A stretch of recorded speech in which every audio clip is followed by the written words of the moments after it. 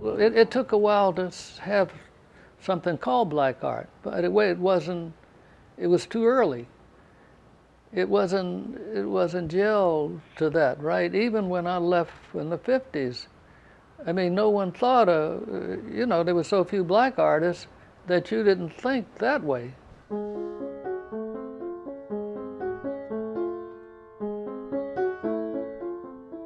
The art world was just closed to black artists, period. White people would stare at you with so much hate, you'd wonder, are they looking behind me?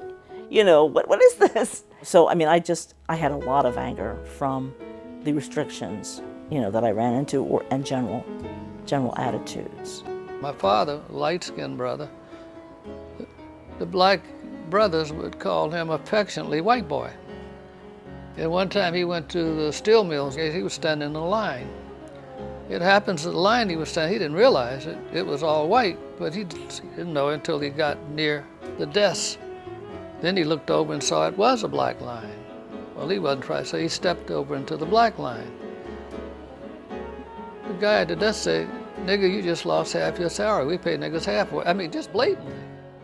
What was the thing about all that? I had to think about this later. Then the white community would say, those lazy niggas and all that thing, well, it was never fair in the first place. They couldn't get it. There just seemed to be a shutdown. Popular culture wasn't showing any work by African American artists at all. In fact, they were very animate about not including your work. Black people wanted to see themselves in positive ways, and art was a way to do that. I feel like I was racialized when I came to the United States. I started to kind of identify as Kenyan more so than I had before, in a very particular way, because race did become the suffocating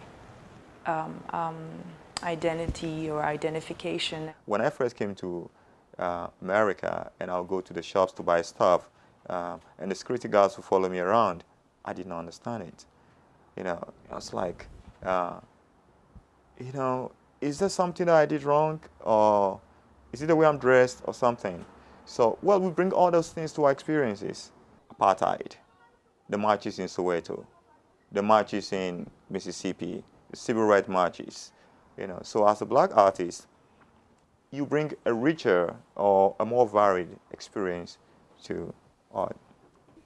Sometimes we can limit ourselves just by what we've been conditioned of reading and seeing on television, in magazines, or just through talk. If it's from, it's like during slave times, the masters would beat and strip down the hugest, biggest black man, just so the rest of the group would know where their place was. If the strongest person is defeated, what can the other people do? So is that through that conditioning is like, that's what's been like put in our heads.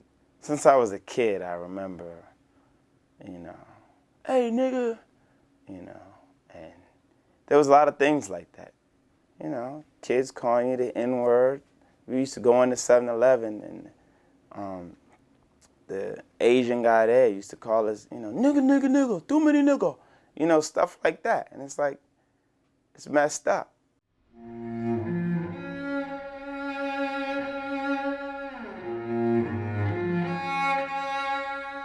Even in New York City, there was racism it was overt.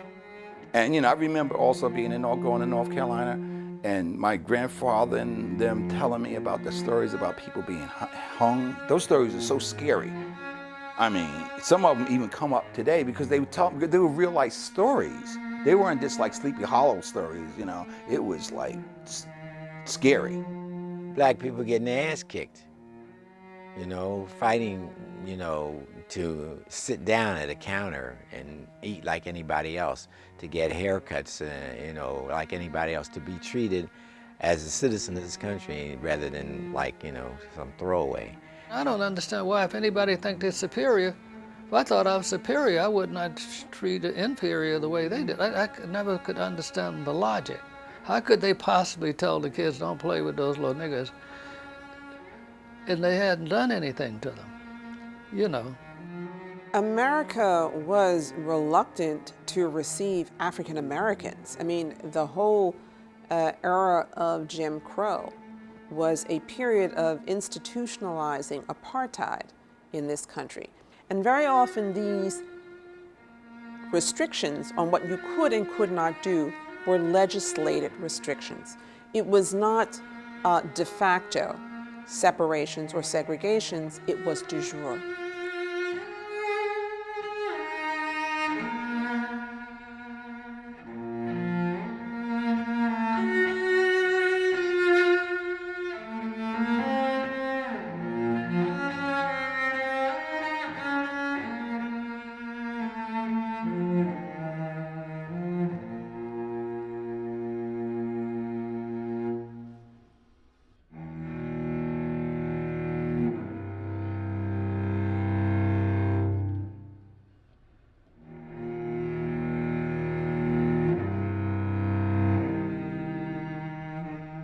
We were doing like figure drawing when I was in the 4th grade on Saturdays. My mother never knew about it. My mother was from South Carolina, and and my father was from North Carolina, and the place right outside of Lumberton, that was the biggest Ku Klux Klan rally. They had a big, huge sign, about 90 foot tall. When I saw it when I was a youngster, and here it is. I'm drawing nude white women.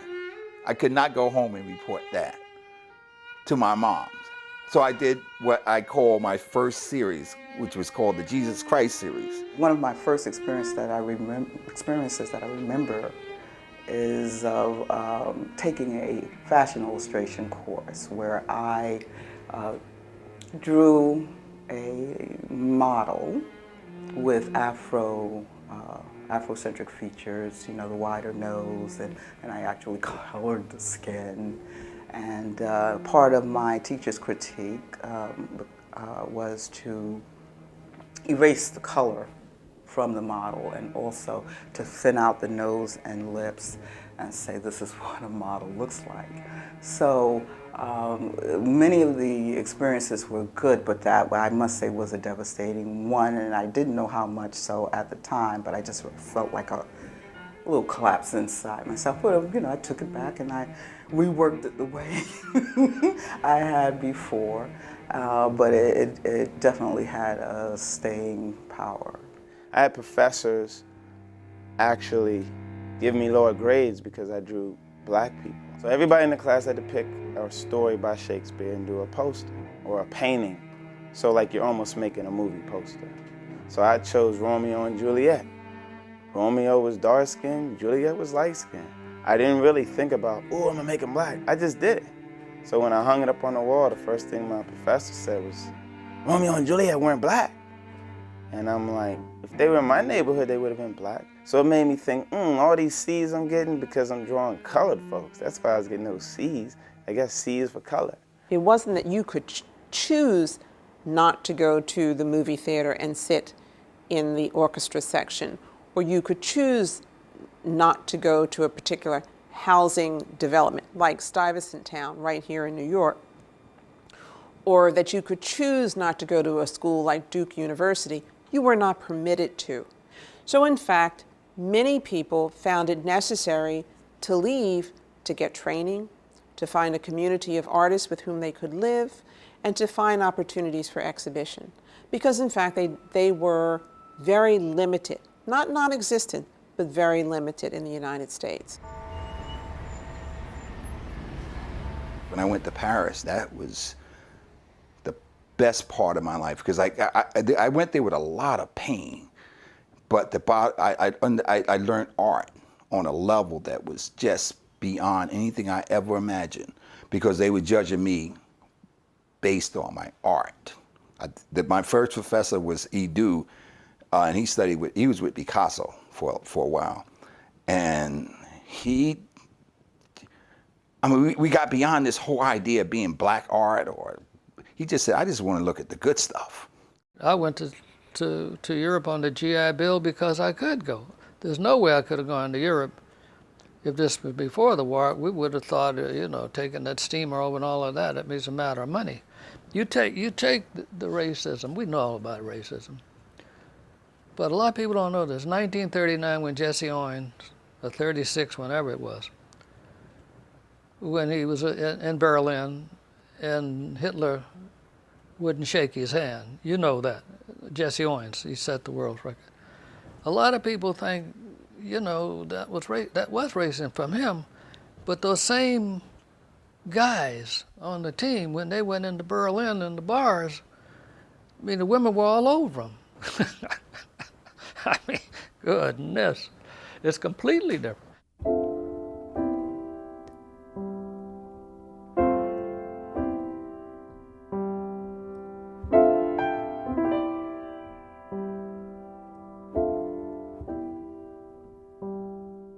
These guys came back from World War II, you know, the jazz musicians, you know, and these guys, you know, what are you talking about? I mean, I've been fighting for this country, and I come back and I can't sit down and have a meal. I can't do this, I can't do that. I mean, that's what started jazz, you know. These cats started playing stuff that these people, they couldn't get to it. They didn't know what it was, you know. Jazz is the perfect art form. It's the only American art form, I think, that really has been recognized. If you pattern yourself after the improvisational side, it shows you that there's another way of looking at work. Just like when Picasso looked at Cubism and he started saying, you know, there's something very interesting about it. Very simple, but right on the point. And like, I think jazz put a lot of artists on point. And all of a sudden, you get it, and it opens it. And that's what you want as an artist, to be able to open up that area that's been closed by society.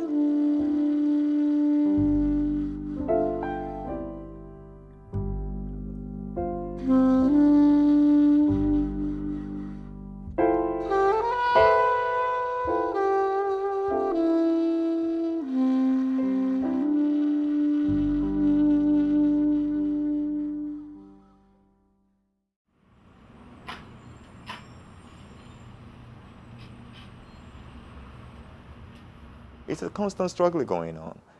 We talk about democracy, and it's a beautiful concept, but it's not a destination. I see it as a journey, you know, and the best way to reach there, it's self-analysis. It's really looking at it and re-evaluating what we believe in, our morals, our values, you know, things that we've accepted. We have to question those. We have to challenge those. We have to confront those things, you know. So that's what I mean by the struggle. You know, it is a constant struggle, you know, to make life better for everybody.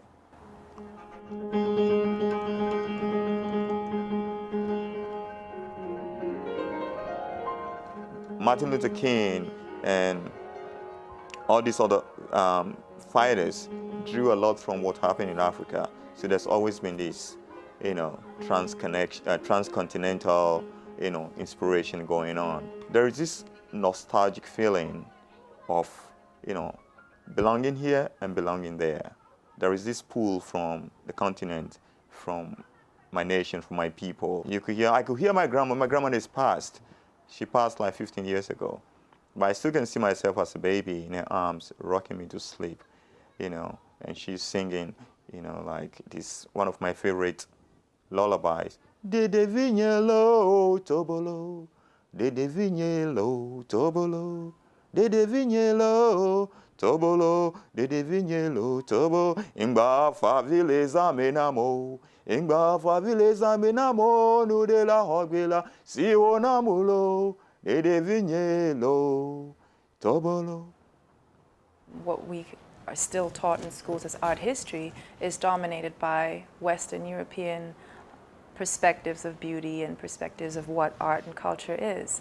And certainly it's broadening, but it's still, it's a fight that's still going on many different levels. From a white perspective, an all-white scene is normalcy. And it's abnormal for a person of color, be they African American, Asian, Latino, be they of Arab descent. They see something wrong when someone of color gets in. I mean, like, suddenly it's like, there's a saying in Japan about a nail sticking out and you have to hammer it back in. That is, if someone as a personality stands out, the community will hammer you back in. that basically you're a nail sticking out from their point of view. In my education, I had always been exposed to European art, you know, and there was very little African American art at that time.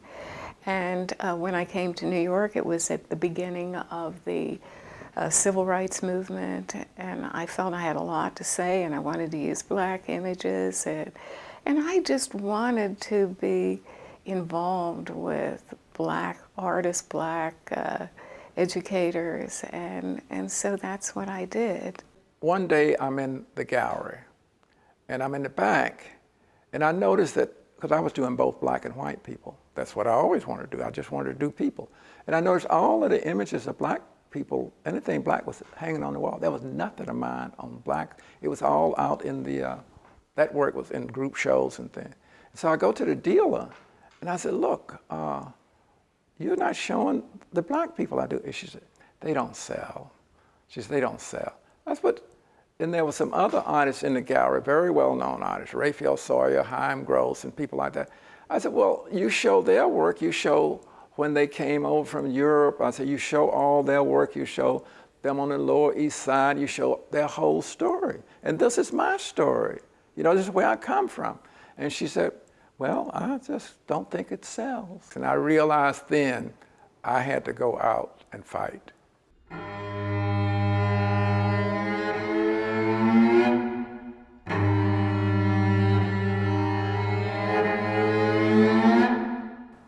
None of these guys had galleries in New York. And I could see, you know, that the anger was there, little bitterness about not being recognized. The field of American art, such that it was, both institutionally and in academia, was much more narrowly defined. And within that, I would say, black artists were probably, or African American artists were the ones who were most severely marginalized or absent from the study.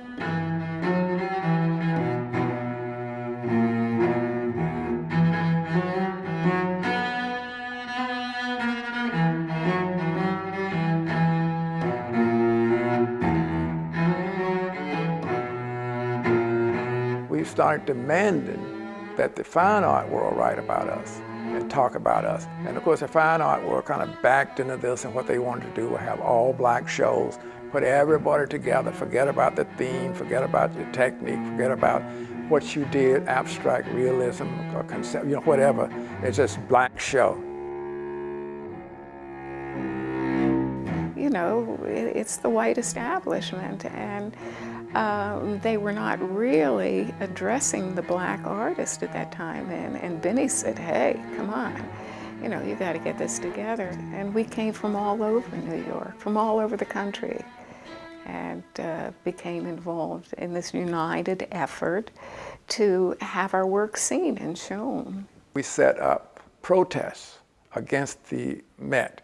And at first, the funny thing is that we couldn't get any publicity. We out front, police horses and everything, and the people at the Met with their noses to the window, never seen anything like this. It was like protesting St. Patrick's and things. And we couldn't get anybody to notice us. And people driving along on buses, seeing this group of, well, about 95% black people.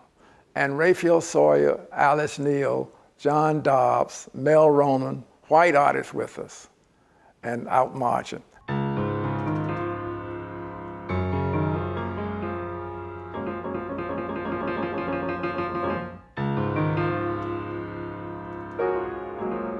It got to be so public that the New York Times finally started writing about it. And then when they were forced to have shows about us, they always had them near the kitchen. That was always ironic that they would. It was the last stages of this kind of thing. And finally, it got to the point where it just had to be acknowledged that there were different artists, different concepts and things, which was a big leap.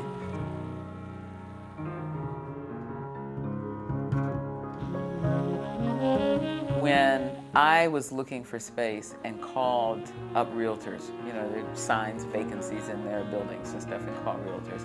And they would say, well, what are you going to do with this space? And I said, oh, I'm going to open a gallery. What kind of gallery are you going to open? It's going to be a black gallery, right? And the response would be, we don't show black velvet in our buildings, and hang up. I mean, it was like, click. We don't allow black velvet paintings in our building. Click. Click. I actually never did the research to find out whether or not black artists painted on black velvet. I don't know, right? There were those images. They were certainly made for black folks to buy on 42nd Street, but did black artists actually create black velvet? I don't know any black artists that created a black velvet painting, but that was the rap in the art world. Black artists make black velvet paintings, or they just don't make art. Oh my dear, blacks don't make art. Early on, you know, it was very difficult for African Americans to buy art because there were so many other problems and other needs, and those needs were an education, having a home, okay, doing so many other things. So art was like icing on the cake. You know, I mean, if you told your mother or father that you were going into the art scene, you know, become an artist. I mean, my God, I never forget, Normie told me his mother cried for days. You know, I mean, how are you going to survive? The art critics would have nothing to do with this because they saw it as being social propaganda, didactic, and they kept themselves above that. One of the things that was said a lot about, you know, why it's difficult to bring black artists into our galleries is the whole social thing. You know, you have to be able to eat with the collector. You know, you have to be able to hold a conversation in these social settings, you know. It's like, what, people can't talk? What are you trying to say here? You know, like, what's your point here? But that became like the real, in their minds, a real obstacle to being able to show black artists was that black artists wouldn't make it out, you know, wouldn't make out too well at a dinner party. And a lot of our business is done over food and alcohol. And we don't know what you niggas gonna say.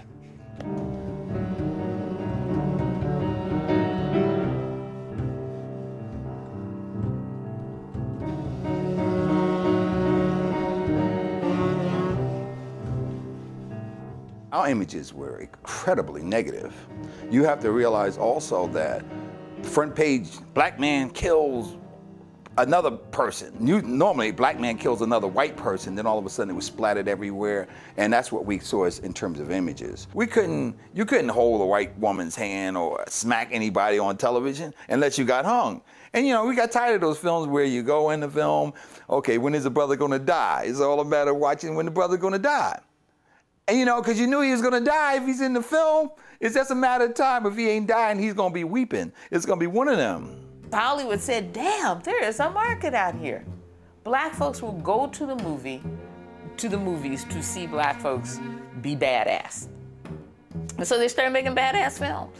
You know, all of a sudden, you know, you had people that say, yo, right on, take his head off. Yo, you had something to cheer for. But then they took it to another level. They took it to another level because all of a sudden that's all they turned out. Westerns weren't kicking. Army films weren't kicking because of Vietnam. And you know, and all that stuff was going on during that period. And then here comes some black film, here's income. Let's go in there and make some income. And that's what it really came down to.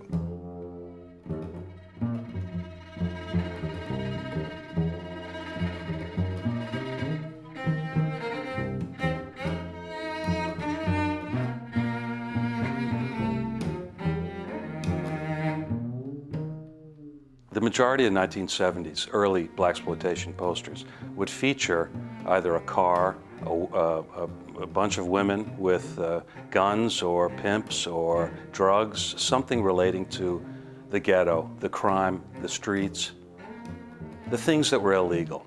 They were making these movies for a black audience, right?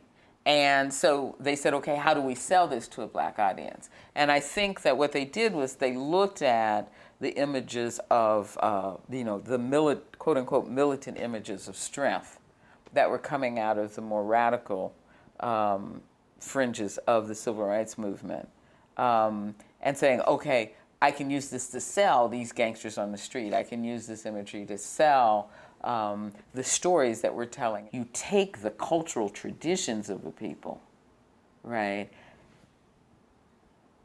Present them as your own, and then sell them for profit.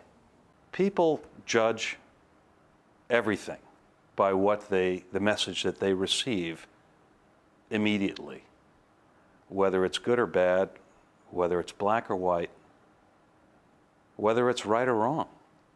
Primarily, most of the artwork was created by the studios. One studio in particular, AIP, probably had half a dozen artists creating the blaxploitation posters. All of them look kind of similar, so you know that the same artist was involved, or same group of artists, until 1975, 76, over, because everybody got tired of the stereotypical pimps and you know, guns.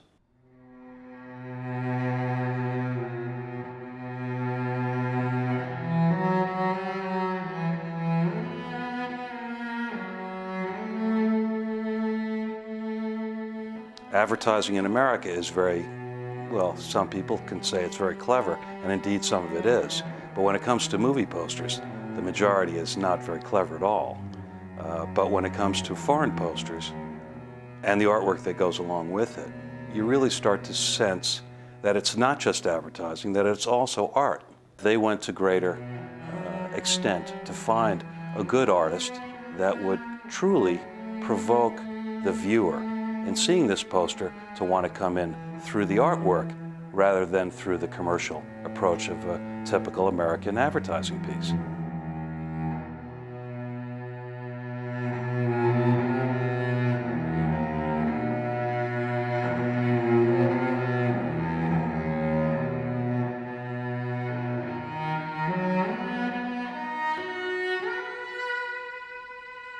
We have to take blame at the same time for a lot of things that happen because we subscribe to a lot of commercialism. And as a result of that subscription, a lot of people cater to it. Their work start to reflect that. Once the word is out that this vein or this genre of art is selling, then you have copycats and imitators and people who want to cash in on that crop, so to say. So the artists have to really be careful in terms of their work. Is it really their work? Is it really what they want to say? Or are they saying it because it's popular? Are they saying it because that's the cool thing or that's the hip thing? Or that's going to land them some financial success in the quote-unquote art world, opposing to this being a passion, this being something you truly believe in, this being something that in 20 years it's still going to stand. There was a very definite demarcation between artists who did figurative work and artists who did Western style abstraction. And there was a bias in the community, in terms of African American community and the spaces where artists could show in that community, for work that was figurative work, because they felt that that was work that was nationalist and expressive of the black experience. I understand a brother painting problems, and I'm all for that. I mean, we couldn't get into abstract art. I mean, the brothers, I mean, the black race was suffering. So these guys are painting figurative things. It's understandable. They're going to get up in there and start. Take during the Depression. Picasso painted the Guernica, 1939. That's a big break. I love the painting. My mother's at the kitchen table. What if somebody said, Picasso painted the Guernica? Even the white people in Chicago, what's that got to do with you getting the meal on the table? Let's face it, when you go to the museum and you look at abstract art, you see work produced by Caucasian males, predominantly. So there's no connection to it for you as a person of color. And it's unfair, but it's just the way it is. So our challenge as artists is to rise above that and figure out ways to say, I'm going to do this irrespective of whether or not you believe, and to continue to push forward. And I think the only way to do that artistically, our responsibility as artists, is to just do the work. I say that, just work. That's our main responsibility, to help change that.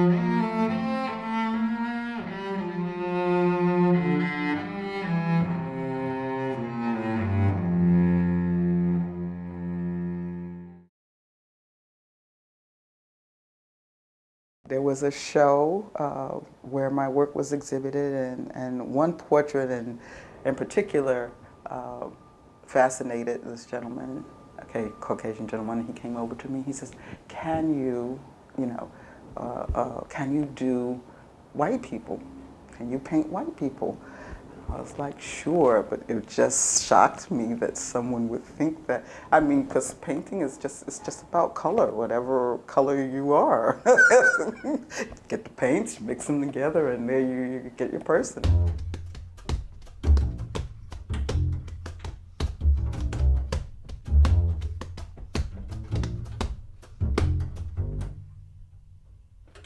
I did this card series, and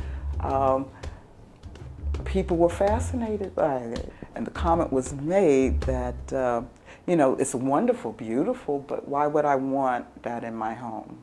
I had an art dealer I work with. He called me, wanted to interview me, and my name isn't, I guess, maybe the most black name you could find. It wasn't like it was like Leroy Jackson's slide portfolio or something, so they could read into that. So I went up to the gallery, and he was shocked as hell. I was black, and he was like, wow, to be honest with you, I didn't know you were black.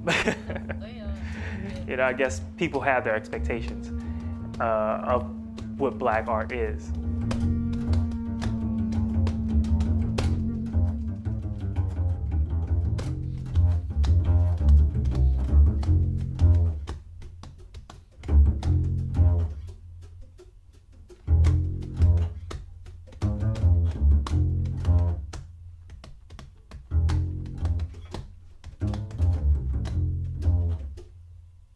It's almost like we rent our culture from the masses because it's been put out for so long that black art looks like this. So we have subscribed to that notion that if it doesn't look like this, then it's not black art. So, and that happens, I think, across the board, artistically, fashion-wise, what we do socially, what we do politically. We're all supposed to like the same things. We're all supposed to do the same thing. Well, he's black. Aren't you going to vote for him? If I do a painting of oranges and someone sees it, it's not black art to them, even though to me it is. So my question is, if a white person paints a black person, is that black art? I thought black art was anything created by a black person. If I do an abstract painting, that's not black art, that's abstract painting. But if I draw a brother painting an abstract painting, then it's black art. So it's kind of a funny thing. Generally, when I say I'm a painter, they go, oh, like, that's nice, And the expectation is that they're gonna see the man holding the baby, or someone wrapped in, kente cloth or something to that effect. And they're really surprised when they see the work that I do. Picasso, took black sculpture from Africa and, embodied that in his work. And, the list can go on and on about how other artists have used our culture and in some ways exploited it and, put it into their art and appropriated it, and their art has transitioned beyond what was the status quo at that time in that generation. So I think we need to do the same.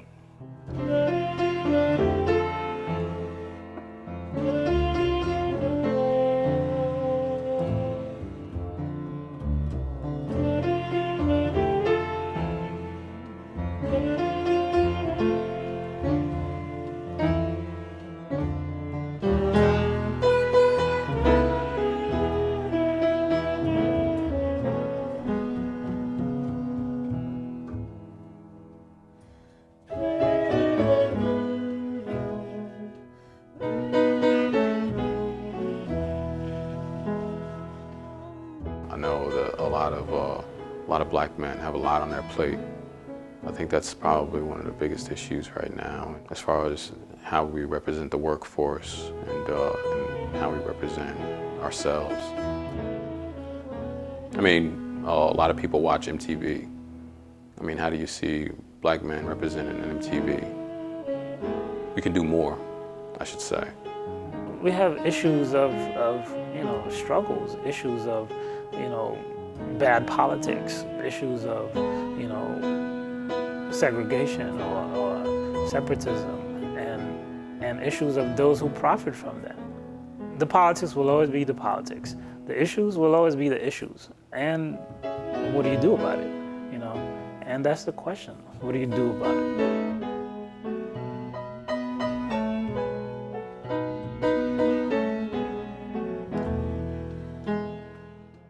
The mainstream art world is not necessarily the most open place for artists of color and women artists and artists who do different types of things. When you look at the works of African American artists and you look at the quality of the work, I mean, their work is undervalued. I mean, that's probably why I can afford to buy as much as I can. I think if they were comparable, if the same quality was comparable to some of the other mainstream artists, I probably couldn't afford to buy it. So in that respect is a plus, but I also think that these artists need to get equal prices for the quality of work they're doing.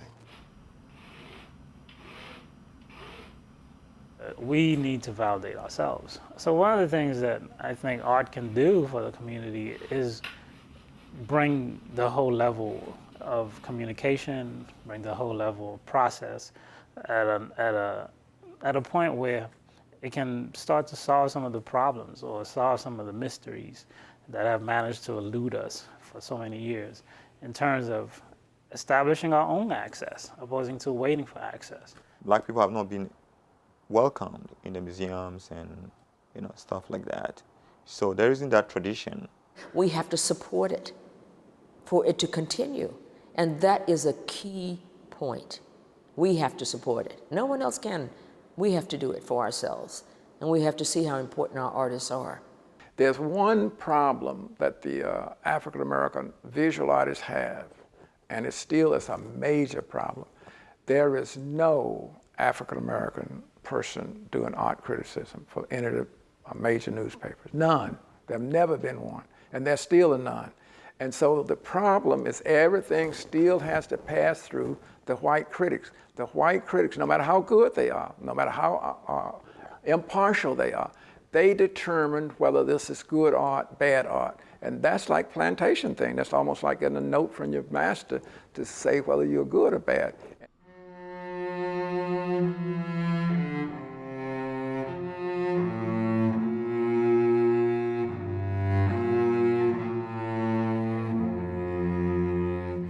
The idea of, first of all, for me, of splitting it up and saying there's black art or white art, I think there's only art. There's European art, and there's African art, and there's all these different types of art, but I think that to define art as being black or white is, well, I don't know, it's sort of nebulous. My work speaks to a very broad audience, especially one who is intellectually stimulated or looking for intellectual stimulation. Because it's not necessarily about race, it's not necessarily about ethnicity, it's about people. Probably what happens to a lot of people, you're creating work with that thought in your head. Is this work representational of my blackness? And that's kind of an unfair position to put any artist in. You should be able to just create work. See, when I think of Van Gogh, I'm not thinking of Whitey. I mean, I like Van Gogh. It rises above any difference in that sense. But that also means we're all equal.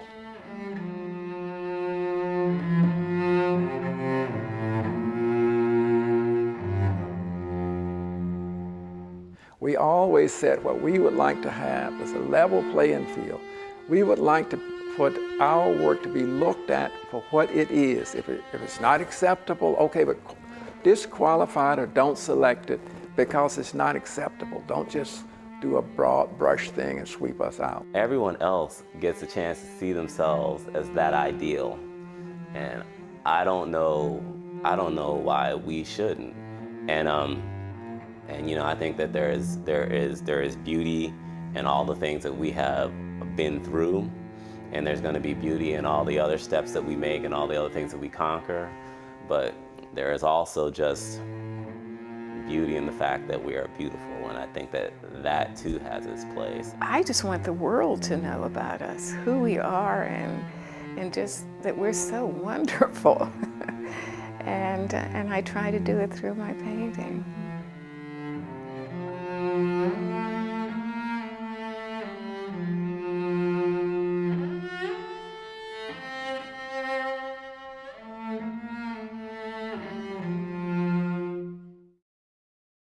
In artists' style will change constantly. I mean, if you look at Picasso as an example, Picasso changed his art as much as he probably changed his wives, you know? But you know, that's it. But you know, but the bottom line is, you know, you have to change because it's internal. And when you start having this, you know, what is black art and what black art is, and you know, you as an artist, you have to try to explain humanity in any way that you possibly can. And then, you know, and you start saying, you limit yourself. Like when they talk about ball players, let's say, because that's what everybody can kind of understand. When they talk about Michael Jordan, they don't say he's the best black ball player, they said he was the best ball player.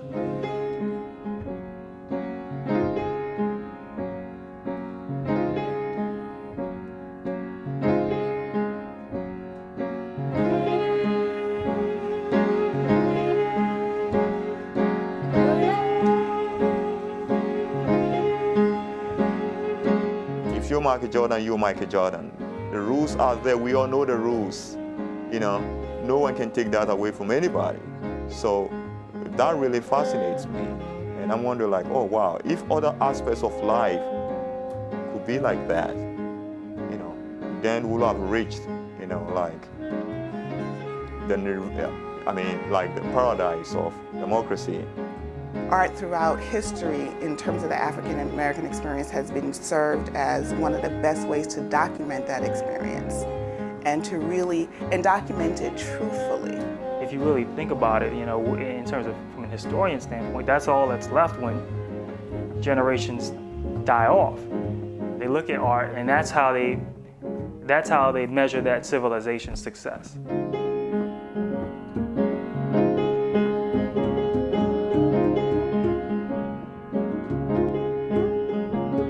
Be a superhero if you want to, you know. You can really help save those who need a voice. And if that's how you're going to do it, it's through your hands by painting, then I mean, it's a great thing. Everybody, you know, like not just black folk, like we all have our problems, you know. We've got family problems and some, you know, money problems and work stress, you know, and everybody needs that release. Everybody is always addressing their anger, everybody's addressing their rage, and everybody's always addressing their pain. But I got to a point when I was in school where I was like, what if I can do compelling images about the fact that I feel good? Let me take that challenge. Let me take that challenge, because that's not so easy to make an image that's pretty, and to make an image that's comforting, and make an image that makes people feel good.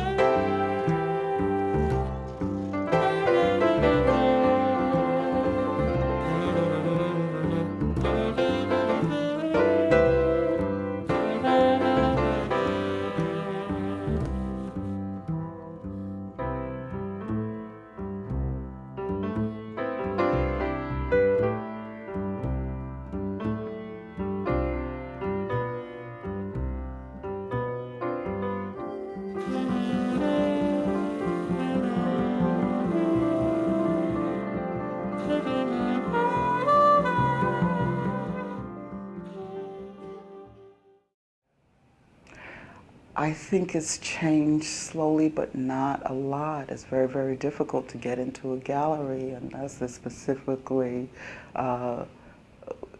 looking for Afrocentric art. Afrocentric art even has a better chance than Afro-American artist who is painting in a classical style, abstract style, or any other style, because that's what they're used to, that's what they're looking for, and that's what they expect. Things haven't changed that much. Black people are still on the bottom of the ladder here in this country. Last hired, first fired, that still goes. All you have to do is read the newspapers and see. Black folks were mostly guards and maintenance people and cafeteria help. There's a little bit of shift in that, but they're mostly the guards and the maintenance and the cafeteria help today, 30 years later.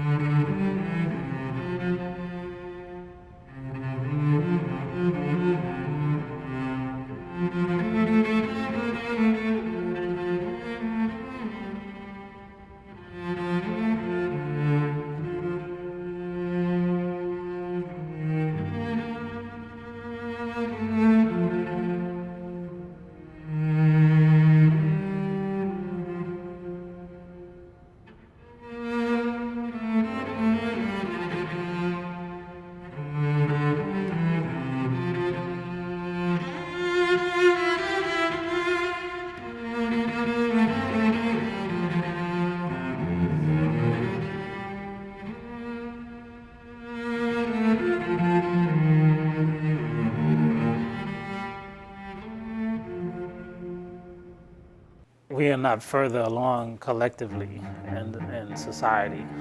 Part of the reason is we fall victim to distractions.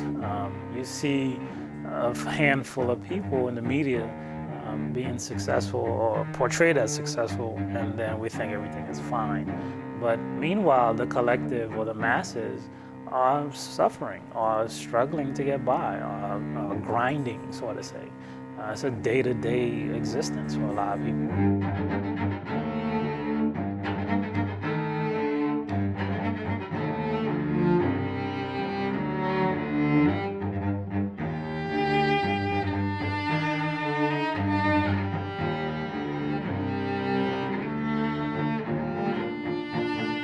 We live in an era now where we don't think anymore. Things are given to us. Great, I paint pretty pictures, but then what does that mean in the end?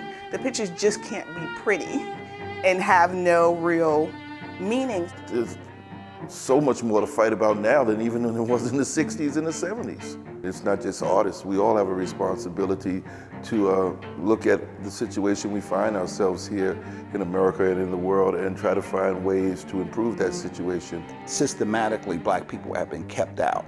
And I think the doors are going to swing open. I think once they swing open, it's going to be huge. And people are going to realize, because I think art has been dead since the 1950s here. That's my opinion. I mean, but I think that black art has always progressed. It got more energy, it got more bounce, and if you don't mind me saying, it has more rhythm. There is a struggle. I don't know where it's going, but I think that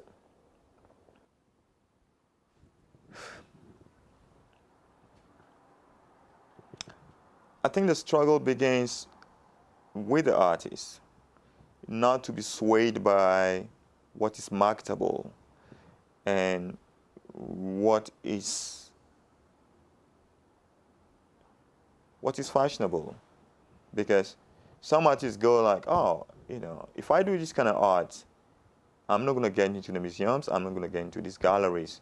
So they kind of just toe the line. All of us benefit from whatever happened before us. Everything. I mean, we don't start anything. We're using what others have done.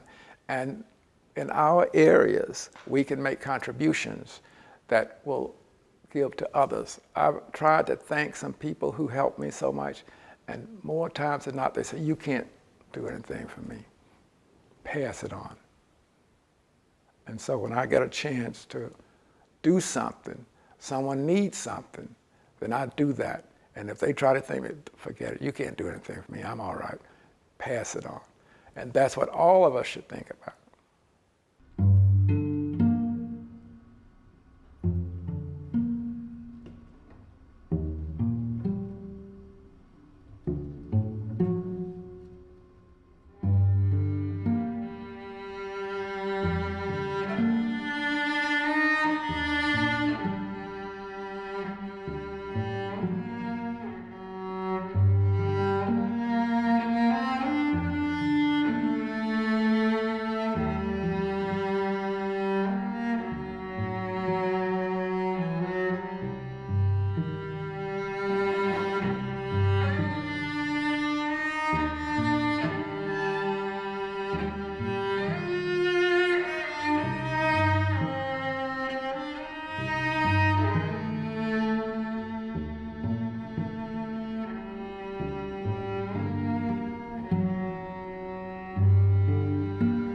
I have a 15-year-old son. I have 3 sons, and my youngest is 15. And so one day he was sitting in our living room, and in the living room, over my fireplace, I have a Richard Yard, I have a couple of Bearden collages, I have a Jake Lawrence, I have some Mel Edwards hanging on the wall, surrounded by. He looked around the room and he said, all these pieces of work are about black people. And I said, yeah, they are. And he said, I like that. We have a long history. We have our stories. We have our beauty to contribute to this country. And I, for one, take deep pleasure in that. It's just human beings, you know. We have these 2 legs, 2 arms, heads, 2 eyes, we live a certain period of time, we get hungry and all that kind of stuff. But we're also more than that. And I hope that sometimes they'll see a sparkle of something that make them feel sorry or make them laugh or something. That's what I hope. I hope that it goes beyond being a picture. No human being is any better than any other human being. No race is any better than any other race. We're all down here doing the best we can. And everybody's got blood in their veins as far as I know. Equality, being equal and fair in the world. And it's a shame we had to fight for it because we are equal, you know, given that by the Creator.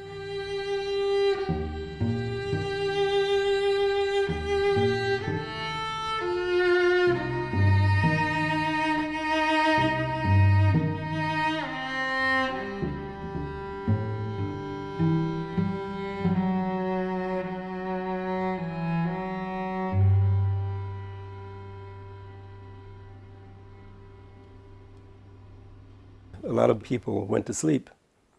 It's sort of disappointing to hear about people thinking the fight is over, because it's not.